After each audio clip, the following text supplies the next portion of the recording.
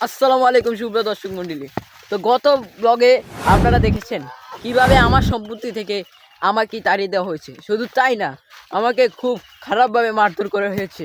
তো যেই লোকটি সেখানে ছিল সে আসলে আমার চাকর। তো আজকে তাকে আমি চাকরি থেকে বরখাস্ত করব। তো সেটা দেখার জন্য ভিডিওটাকে শেষ পর্যন্ত দেখতে থাকবেন। তো আমরা পৌঁছে গেছি আমাদের গন্তব্যস্থলে। এ ভাই একটু টান দেন ভাই, ভাই একটু টান দেন।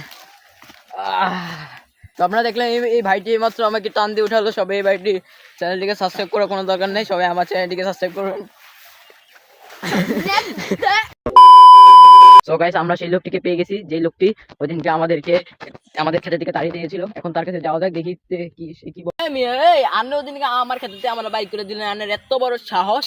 আমার ক্ষেত্রে আমি তোরে বার করছি, তোরে জুতা দিয়ে বের বেটা, তোর সাহসটা তো কম না, তোর দেয় বেটা, তোর দে। আরে ভাই আন্নে না 100 টাকা দিলাম, আন্নে করলাম আমার তো মাছ খাইতে হইব, আরো 200 টাকা লাগবে ভাই, আর 200 টাকা লাগবে, এটা আগে কইবেন না।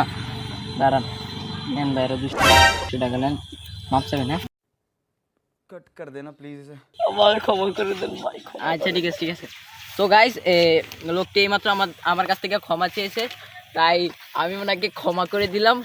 200 টাকা আমি ওনাকে ক্ষমা চাওয়ার জন্য ঈদের সালামিও দিলাম। ঠিক আছে, কেউ ভাববেন না আমি ওনাকে ঘুষ দিয়েছি।